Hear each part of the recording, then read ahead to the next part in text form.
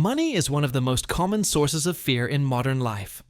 Some people ignore it, some people chase it without rest, and many, like Danielle once did, look at it with anxiety and confusion. She was a lawyer who worked hard, but every time she opened her bank account, her heart sank. She believed investing was a mysterious game played only by Wall Street experts in expensive suits. Ordinary people like her had no place in it. But something kept bothering her. Was this fear real, or was it only in her mind? Why should money, which is supposed to give freedom, create so much stress? The turning point came when she started long conversations with her father, Phil Town. Phil was not just her dad. He was also a well-known investor who had studied the teachings of Warren Buffett and Charlie Munger. Through letters, calls, and gentle arguments, he began to guide her step by step. Not with complicated formulas, not with boring financial charts, but with a philosophy. That philosophy is simple. Investing is not gambling. It is not speculation. It is about owning wonderful businesses that we understand, at prices that make sense, and holding them long enough for them to grow. It is about patience, knowledge, and courage. And most importantly, it is about aligning money with values. When you invest in companies that reflect your ethics, you are not only growing wealth, you are shaping the world you live in. This book is structured like a journey through 12 months. Each month carries a new lesson. Danielle shares her own struggles and discoveries, while Phil adds wisdom from decades of practice. Together they create a dialogue that feels like a teacher and student walking side by side. The reader is invited to follow along, learning both the technical parts of investing and the emotional courage it demands. By the end of this journey, money will no longer feel like a monster hiding in the dark. It will feel like a tool to buy freedom, a tool to protect loved ones, a tool to live with purpose. But before learning about numbers, companies, or portfolios, there is one thing that must come first: courage. The courage to face fear, the courage to admit what we do not know, and the courage to begin. And that is exactly where Danielle's journey starts, with January, with the lesson of becoming brave. Chapter 1. January. Becoming brave. Danielle begins her story in the same place where many of us secretly live, with fear. Fear of looking at her own bank account. Fear of not understanding the language of money. Fear of losing whatever little she had managed to save. For years, she avoided investing. She worked hard as a lawyer, earning a steady income, but her money simply sat in a savings account. She thought this was safe, but deep inside, she knew inflation was slowly eating away at her savings. Her money was not growing, it was quietly shrinking in value. And every time someone mentioned stocks, she felt like running away. In her mind, investing was a dangerous game, a casino where only the rich could win, a battlefield filled with greedy traders, financial jargon, and endless risk. She imagined charts, screens flashing red and green, and men shouting on trading floors. None of this felt like her world. But then came an uncomfortable realization. By ignoring investing, she was not avoiding risk. She was taking the biggest risk of all. The risk of losing her financial freedom. The risk of always working for money instead of letting money work for her. This is when her father, Phil, stepped in. He told her that bravery in investing does not mean rushing into the stock market. It does not mean buying whatever stock is popular today. Bravery means something simpler. It means facing the truth. It means admitting fears and deciding to learn, slowly and carefully. Phil reminded her of a simple fact. No one is born an investor. Even Warren Buffett once read his first book. Even Charlie Munger once asked his first dumb question. Everyone starts somewhere. The difference is that the brave start, while the fearful stay stuck.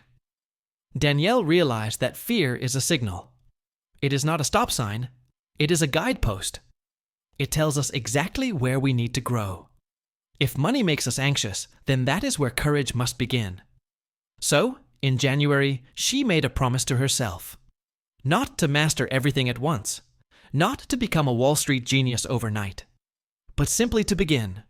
To open her accounts. To ask questions. to let curiosity lead her instead of fear. She compared it to standing at the edge of a swimming pool. The water looks cold and deep.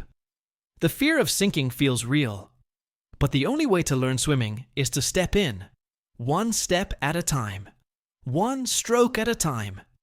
Courage is not the absence of fear. It is moving forward while fear is still in the room. This bravery became the foundation for every lesson that followed. Without it, none of the later chapters would matter. Numbers, strategies, or calculations mean nothing if fear keeps us from acting. The first victory is not over the market. It is over the mind. By the end of January, Danielle felt a small shift. She was still scared, yes. But now she was also curious. She began to see investing not as a monster, but as a skill. Something that could be learned, practiced, and eventually mastered. And this is where the journey truly begins. The first brick is laid. The foundation of courage is built. And with that courage, Danielle is ready to move to the next question. If bravery gives her the strength to face investing, then what exactly is she working toward? How much money does she really need to live the life she dreams of? The answer to that question lies in February, in the lesson of knowing your number. Chapter 2, February, Knowing Your Number. After building courage in January, Danielle takes her next step. She realizes that bravery alone is not enough. She needs direction.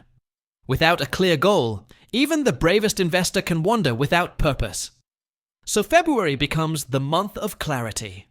It is the time to discover the number. The number is not a magical lottery figure.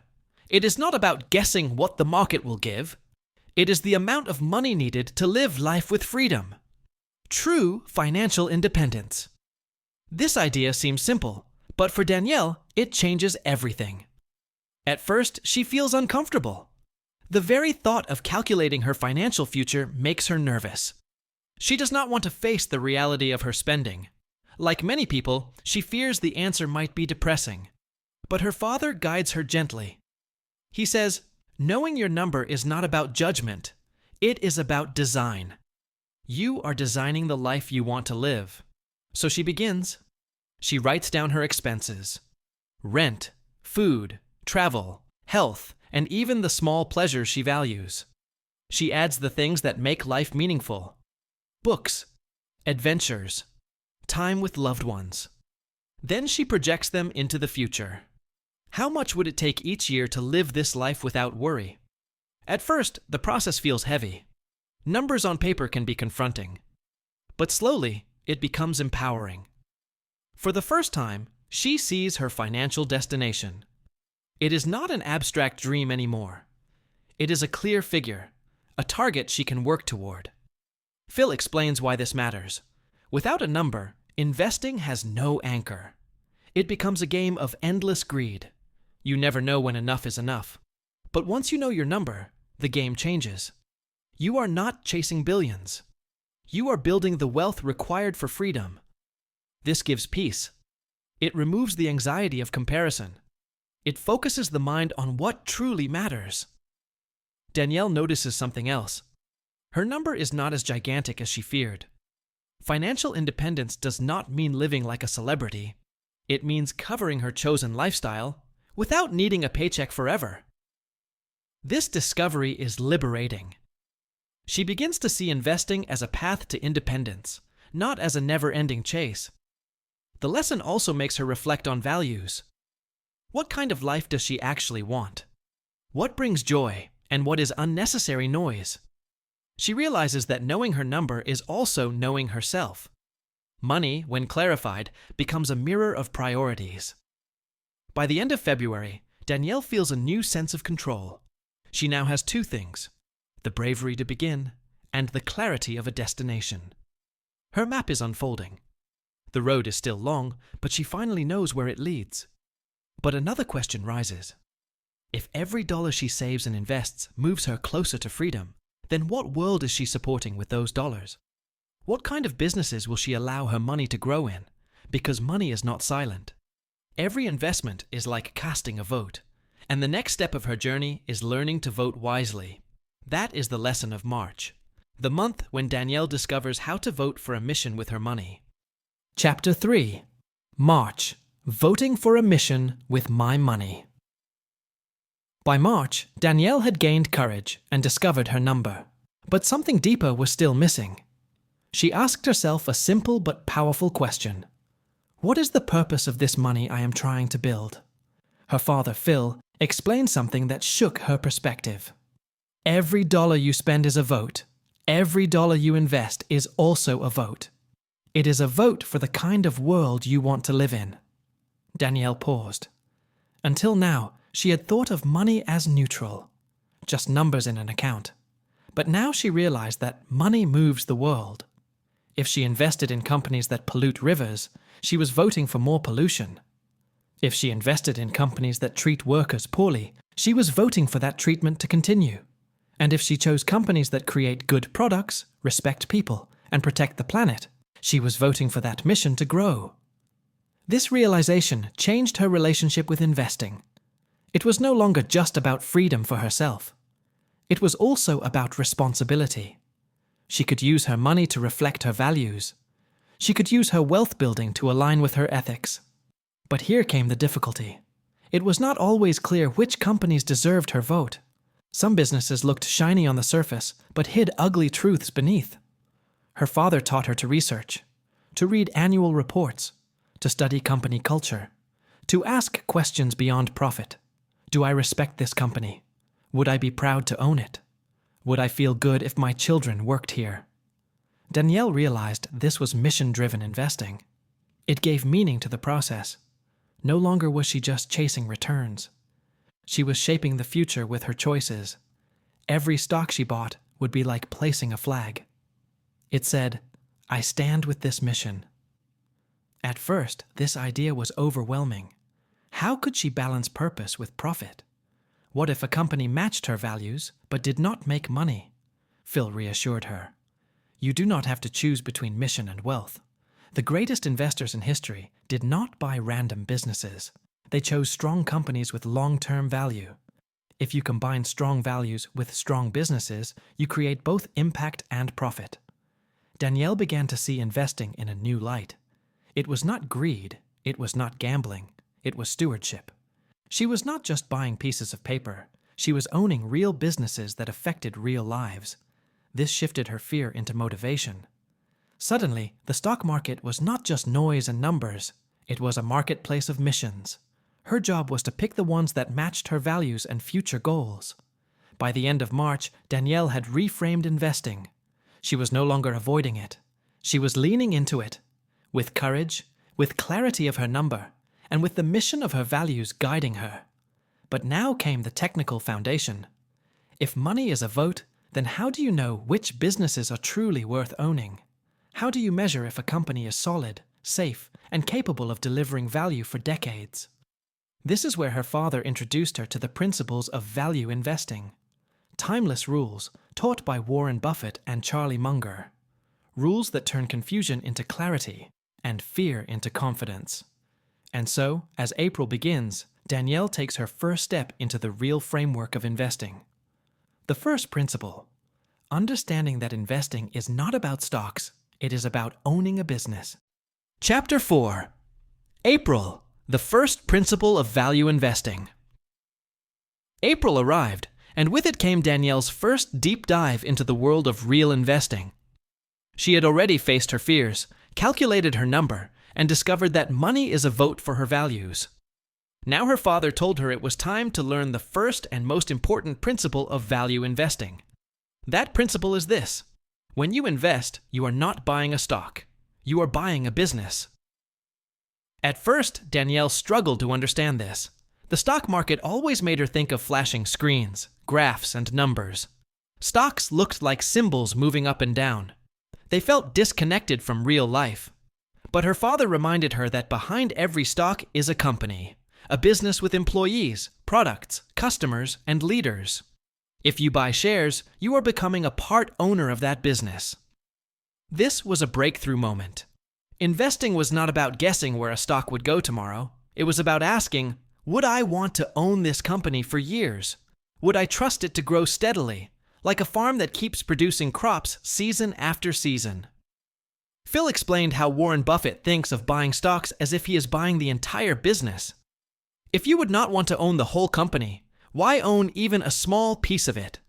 This shift in perspective made everything less scary for Danielle. She did not need to predict the market. She just needed to study businesses she understood and admired. She began looking around her daily life. Which companies did she already trust? Which products did she use? Which businesses had earned her loyalty? These were clues to possible investments. For the first time, investing felt real. It connected to her everyday experiences. But knowing this principle also raised new questions. How do you judge if a business is strong? How do you know if it will keep growing? Phil explained that value investing is like detective work. You investigate the company. You look at its financial health, its leadership, and its long-term prospects. You do not buy based on hype or short-term excitement. You buy because you understand the story of the business and believe in its future. Danielle realized this principle is about patience. If you buy a business, you are not trying to flip it for quick profit. You are committing to it, just as if you were starting your own company. The market may rise and fall every day, but the true value of a strong business will shine over time. She compared it to choosing a life partner. You do not pick someone because of a temporary mood or trend. You pick them because you trust their character, their resilience, and their future with you. Investing works the same way. By the end of April, Danielle saw the stock market differently. She no longer saw random tickers. She saw real businesses, each with a story. The first principle gave her a foundation. Investing was not gambling. It was thoughtful ownership. But the journey did not stop there. Knowing you are buying a business is only the start. The next question is, how do you choose which businesses are truly worth owning? What makes one company stronger than another? What protects it from being crushed by competition? This led Danielle to the next lesson: the importance of moats and management, the shield that protects a company's castle, and the leaders who guide it through battle. And that was the focus of May, the month of learning Charlie's wisdom on moats and management. Chapter 5, May, Charlie's Moat and Management. By May, Danielle had begun to think like an investor. She now saw stocks not as numbers, but as businesses. But the next question was obvious. If you are going to own a business, how do you know which ones are strong enough to survive? Her father smiled and said, "Here we turn to the wisdom of Charlie Munger. We look for two things: moats and management. The idea of a moat comes from castles in medieval times. A castle surrounded by water was hard to attack. The deeper and wider the moat, the safer the people inside. For businesses, a moat is the advantage that protects a company from its competition." Phil explained the different kinds of moats. Some companies have brand moats. Think of businesses whose names everyone knows and trusts. Others have price moats, where they can produce goods more cheaply than anyone else. Some have network moats, where the value grows as more people join, like social media platforms. And some have legal moats, such as patents and exclusive rights that block competitors. Danielle realized this principle was powerful. Without a moat, even a good company could be destroyed by rivals. With a moat, a company could defend its profits for decades. She started looking at companies differently, not just at their products, but at what protected them from being copied or outdone. But moats alone were not enough. Phil reminded her that behind every company are human beings who make decisions. That is where management comes in. A strong moat with poor leaders is like a mighty ship with a reckless captain. It can still sink. So, how do you judge management? Phil shared a simple guideline. Look for leaders who are honest, competent, and shareholder-friendly. Honest means they tell the truth, even when it hurts. Competent means they know how to run the business efficiently. Shareholder-friendly means they treat investors like partners, not like sources of quick cash. Danielle thought about it.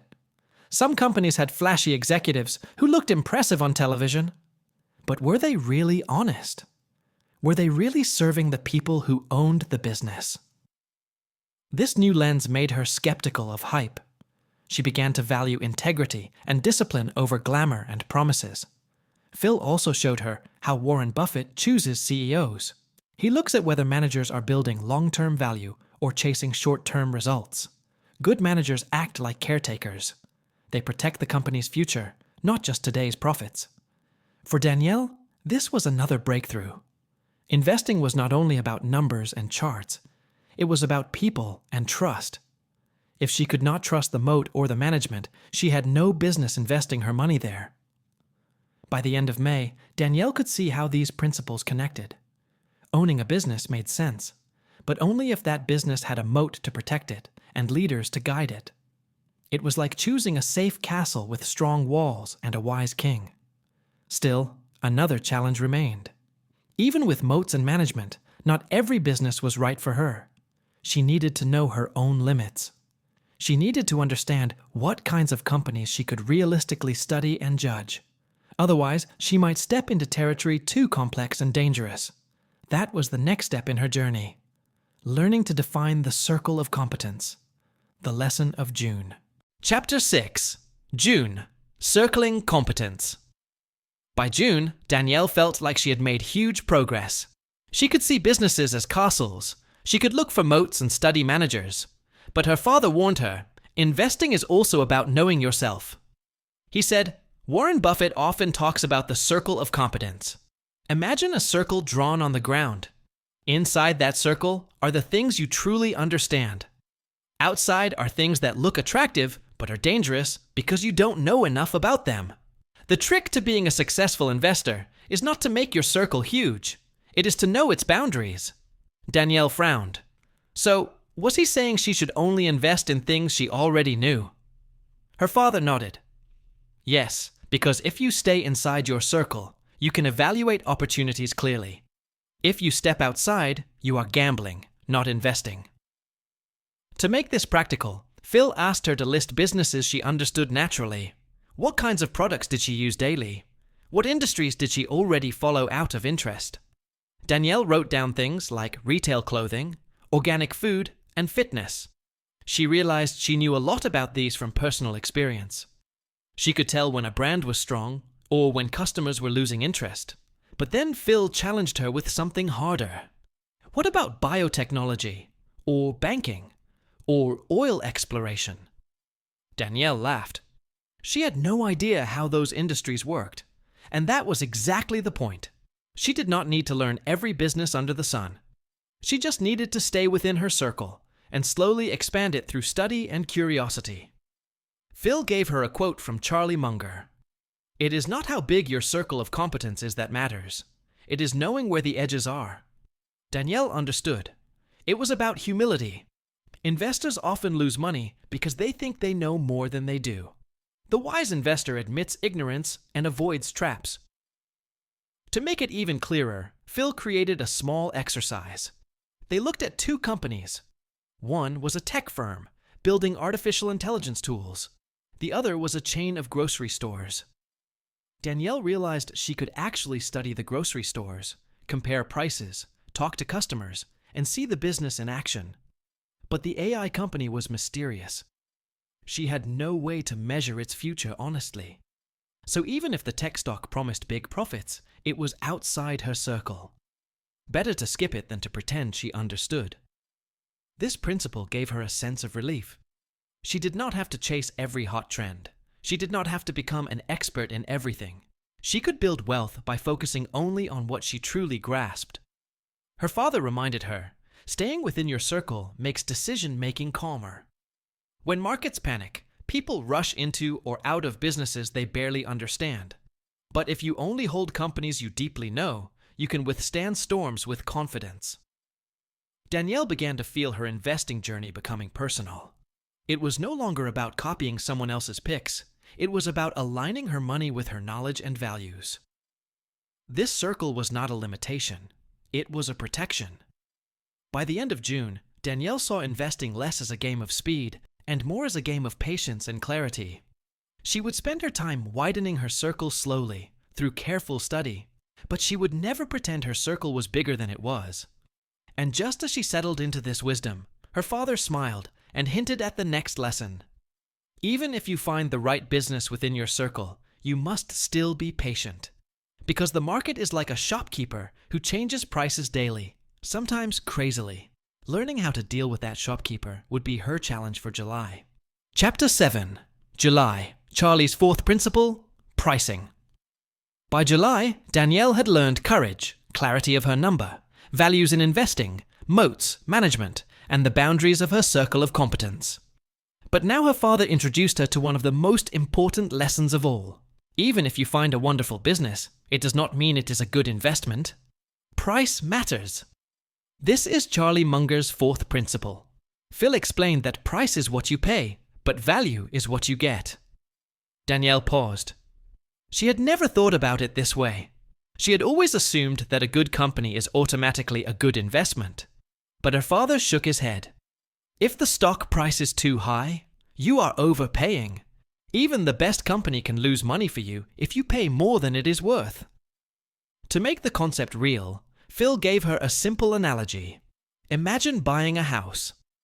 The house is beautiful. The location is perfect. But the seller is asking twice the fair price. Would you pay it? Of course not. The value is not in how much you like the house. It is in how much it is truly worth. Investing works the same way. Danielle realized that this principle explained many of the mistakes people make in the market. They fall in love with a brand or a company. They see everyone buying it. They feel they cannot miss out. But excitement and hype are not value. Value is independent of popularity. It is based on fundamentals. Her father introduced her to the idea of a margin of safety.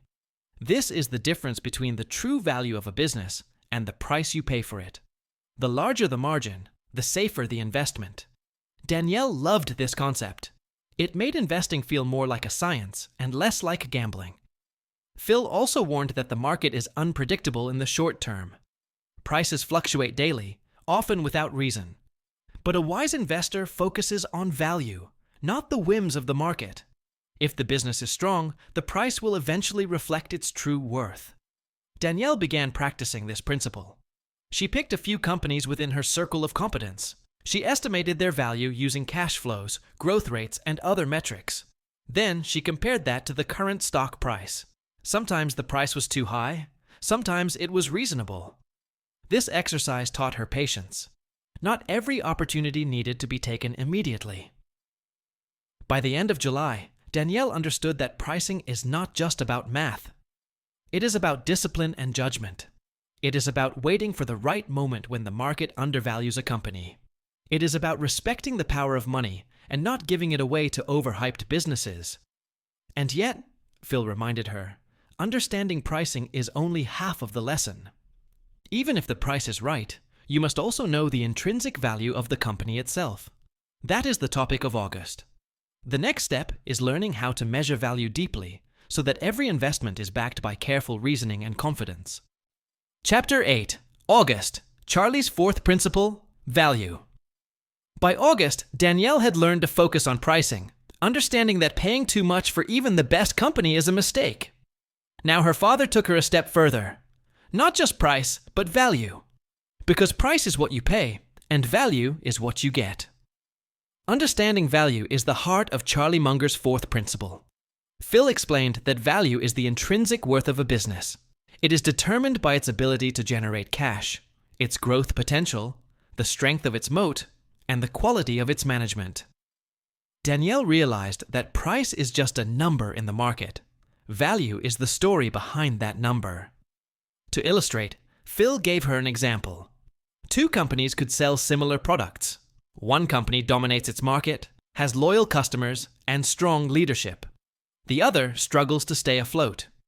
If the first company's stock is expensive, but not excessively so, it is a better investment than the cheaper, weaker competitor. Price alone does not determine value. Danielle also learned the importance of patience. True value is often hidden from the market. Short-term fluctuations make good businesses look risky, and bad businesses look appealing. An investor must look beyond daily headlines. They must analyze fundamentals. They must ask, if the business continues to perform as it has, what will it be worth in 5, 10, or 20 years? Phil guided her through some exercises. She studied balance sheets, profit margins, and cash flows. She examined company strategies, competitive advantages, and market trends. With each analysis, her confidence grew. She realized that value investing is like detective work. You gather evidence, verify facts, and make careful judgments. She also noticed a powerful mental shift. When you focus on value, fear diminishes. The market may panic, but a business that produces real value will endure. It is not swayed by short-term trends or hype. This principle gave Danielle a sense of security. She was no longer chasing profits blindly. She was making informed decisions. Phil introduced another key idea. Value is personal. It depends on the investor's circle of competence, risk tolerance, and financial goals. What is valuable to one investor may not be valuable to another. Danielle appreciated this deeply. She could now measure value not as an abstract figure, but as something meaningful for her life and goals. By the end of August, Danielle had reached a turning point. She had courage, clarity, ethical direction, knowledge of moats, management, circle of competence, and understanding of pricing and value. She was ready to look at a deeper challenge. The stories we tell ourselves about businesses can be misleading. The next lesson, in September, is about inverting the story, about questioning assumptions, spotting hidden risks, and seeing companies as they truly are, not as we wish them to be. Chapter 9, September, Inverting the Story. By September, Danielle had learned the foundations of value investing. She understood courage, her number, mission-driven investing, moats, management, circle of competence, pricing, and value. But her father told her that even with all this knowledge, investors often make one critical mistake. They fall in love with the story of a company instead of the reality. Phil introduced Danielle to the concept of inverting the story. Instead of asking, "Why will this business succeed?" she must ask, "Why could it fail?" Every investment has risks. Every moat can be breached. Every management team can make mistakes. Ignoring this is the fastest way to lose money. Danielle realized this was counterintuitive. She had been trained to look for opportunities, not problems. But Charlie Munger's wisdom emphasized the opposite. Thinking backward reveals hidden dangers that are often invisible when you only imagine success. Phil guided her through some examples. A company may appear dominant in its market, but is that market shrinking? Are competitors innovating faster? Does the management have a history of mistakes or unethical decisions? Even the strongest business can fail if you ignore these questions. Danielle began practicing inversion exercises. For each company she considered, she listed possible ways it could fail. She wrote down scenarios of competition, regulation, technological disruption, and management errors.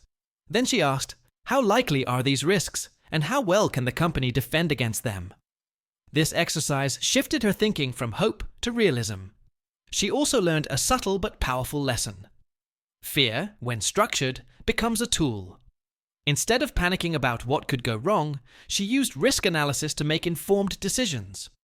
Inversion helped her separate emotion from judgment. It taught her humility. No business is perfect. No investment is guaranteed. Acknowledging this made her stronger. Phil reminded her that inverting the story also applies to her own mind. Many investors make mistakes because of cognitive biases. They believe what they want to believe. They ignore evidence that contradicts their assumptions. By questioning her own reasoning, Danielle learned to see clearly. By the end of September, Danielle had a new mental toolkit. She could recognize a strong company. She could estimate its value. She could measure its moat and judge its management. And now she could foresee possible failures before committing her money. Her confidence grew, but so did her discipline. Investing was no longer about excitement or trends. It was about careful thinking, preparation, and patience. Phil reminded her of the next step. Even with courage, knowledge, value, and risk analysis, an investor must also learn how to build a resilient portfolio, one that can survive market swings, crises, and unexpected events. This leads to October's lesson. Compiling an anti-fragile portfolio. A portfolio that becomes stronger under stress instead of weaker. Chapter 10. October. Compiling an anti-fragile portfolio. By October, Danielle had gained a deep understanding of investing fundamentals. She had courage, clarity of her number, mission-driven insight, knowledge of moats and management, the circle of competence, pricing, value, and the ability to invert the story. But her father told her the journey was not complete. Individual investments are important, but wealth is built through a portfolio. And not just any portfolio. One that is anti-fragile. Anti-fragile means it grows stronger when exposed to stress, shocks, and volatility. Danielle paused. She had always associated market swings with fear. But Phil explained that the right portfolio can actually benefit from disorder. The key is diversification, patience, and careful allocation. He emphasized that diversification is not random. It is not about buying dozens of stocks just for the sake of spreading risk. It is about choosing businesses in different industries with different cycles and varying growth patterns.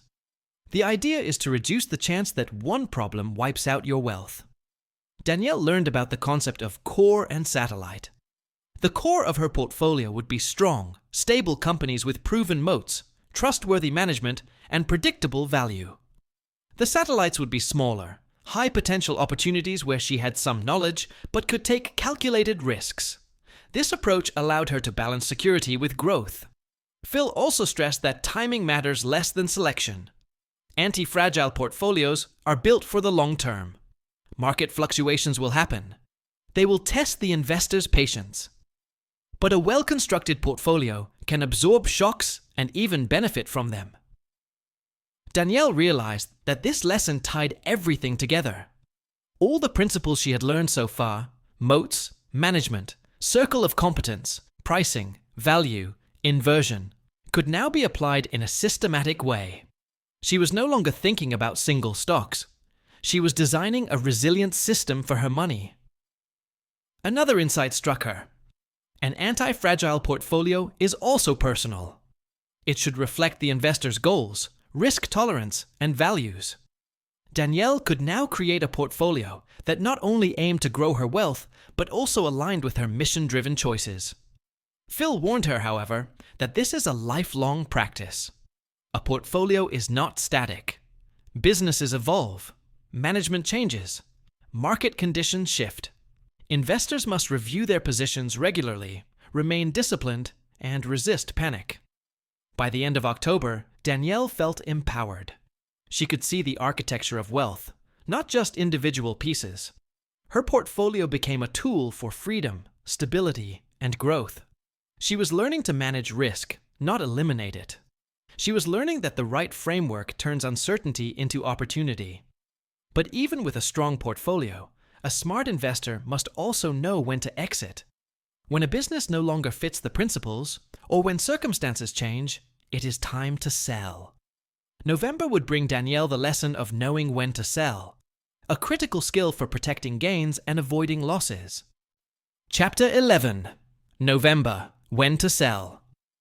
By November, Danielle had learned to build an anti-fragile portfolio.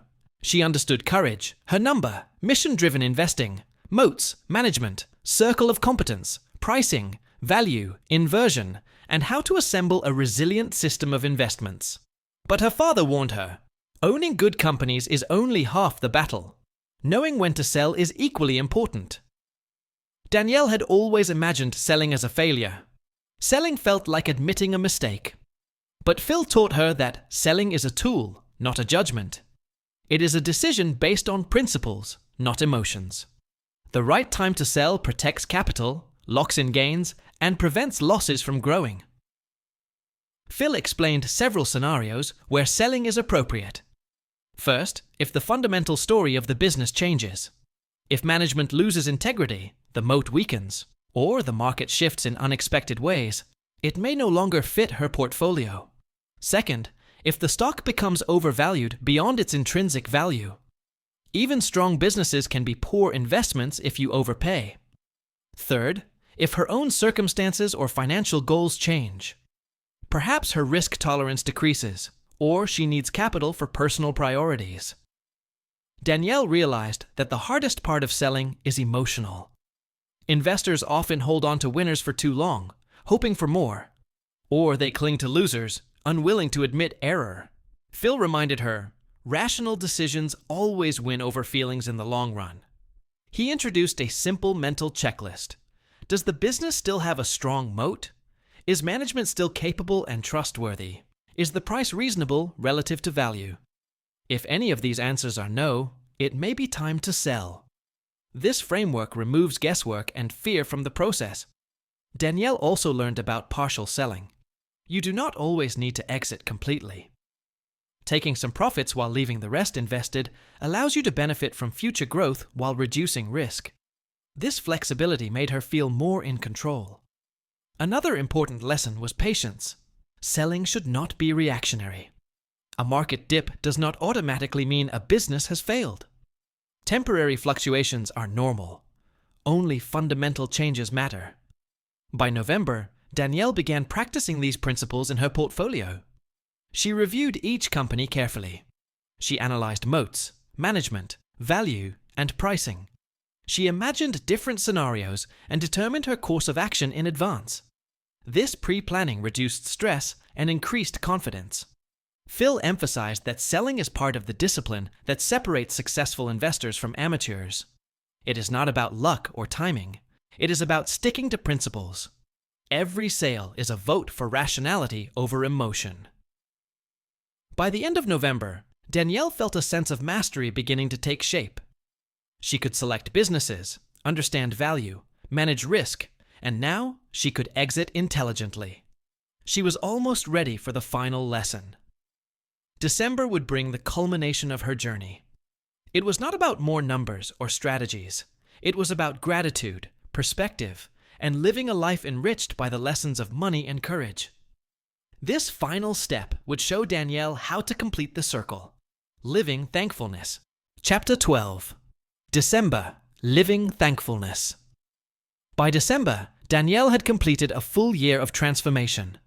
She had faced fear, defined her number, invested with mission, studied moats and management, respected her circle of competence, understood pricing and value, inverted the story to see risks, built an anti-fragile portfolio, and learned when to sell. But her father reminded her, all this knowledge is meaningless without gratitude. Living thankfulness is the final step in mastering money and life. It is about appreciating what you have, the lessons learned, and the freedom you are building. Phil explained that gratitude creates perspective. It keeps ambition balanced and fear in check. It prevents the obsession with money from turning into greed. It reminds you why you started the journey in the first place. Danielle reflected on her year. She remembered the fear she felt in January, unsure if she could even begin investing. She remembered the clarity she gained in February, when she calculated her number and realized freedom was achievable. She remembered the excitement and responsibility of voting for mission-driven investments in March, and she remembered each principle she learned from Charlie and Warren, guiding her to make wiser choices. Gratitude, Phil said, is also about patience. Wealth is not built overnight. Even a well-constructed portfolio needs time to grow. By appreciating small wins and staying disciplined, Danielle could enjoy the journey, not just the destination. Danielle realized another truth. Money is not the ultimate goal. It is a tool to live the life you value. It is a way to support people, causes, and ideas that matter. It is a means to freedom, not the end itself. Phil taught her a daily practice. Every morning, write down what you are grateful for. Every night, reflect on lessons learned and progress made. This habit keeps the mind calm, focused, and aligned with purpose. It prevents envy, impatience, and unnecessary risk-taking. Danielle also learned that living thankfulness strengthens resilience. During market drops or unexpected setbacks, gratitude prevents panic. It reminds her that her foundation is solid, her principles are strong, and her journey is meaningful. Fear no longer controls her decisions. She can act with clarity and confidence. By the end of December, Danielle felt transformed. She was no longer the hesitant, fearful person from January. She had mastered the technical aspects of investing. She had aligned her money with her values. She had learned discipline, patience, and strategy. And most importantly, she had cultivated a mindset of gratitude. The year had taught her that money, fear, and courage are intertwined. Mastering one requires mastering the others, but mastering them leads to freedom. Freedom to live on your terms. Freedom to make choices without fear. Freedom to invest, grow, and give. Danielle understood that this was just the beginning. Investing, like life, is a continuous journey. But now she had the map, the tools, and the mindset. She could face any challenge, embrace opportunities, and live a life guided by wisdom, courage, and thankfulness. Her journey closed with one simple truth. Wealth is powerful, but gratitude is what makes it meaningful. December was not just a month. It was the culmination of a year-long transformation. A transformation that would guide Danielle for the rest of her life. Conclusion. A year of learning had transformed Danielle. She began as a hesitant, fearful investor, unsure of her number, and overwhelmed by the market. By the end, she had mastered courage, clarity, discipline, and gratitude. She understood that investing is not just about money. It is about mastering the mind, managing fear, aligning your wealth with values, and making thoughtful decisions. The journey taught her timeless principles. Every investment is ownership of a real business, not just a stock symbol. Moats protect companies, management guides them, and circle of competence protects the investor. Pricing and value reveal the right opportunities, while inverting the story prevents blind mistakes. Building an anti-fragile portfolio and knowing when to sell ensures resilience, and gratitude makes the journey meaningful. Most importantly, Danielle learned that money is a tool, not a goal. It can create freedom, security, and impact, but only when guided by wisdom and values. Fear can be transformed into action. Knowledge becomes power when applied consistently. And patience, discipline, and thankfulness turn wealth into a life well lived. Your journey, like Danielle's, starts with a single choice: to face fear, understand your number, and take control of your money and mind. Investing is a lifelong journey, but the principles she learned will guide every step. Courage, clarity, and gratitude are the true returns of this journey. Your money can work for you, but first, you must master yourself. Start small, stay disciplined, and always remember, wealth is valuable, but wisdom and gratitude make it meaningful. If you found Danielle's journey inspiring and want to learn more about mastering your mind, your fears, and your money, make sure to subscribe. Hit the subscribe button and join our community for more insights, summaries, and lessons from the world's best finance and self-mastery books. Every week, we bring you stories that can change the way you think, invest, and live. Don't miss out. Subscribe now and take the first step toward mastering your financial future.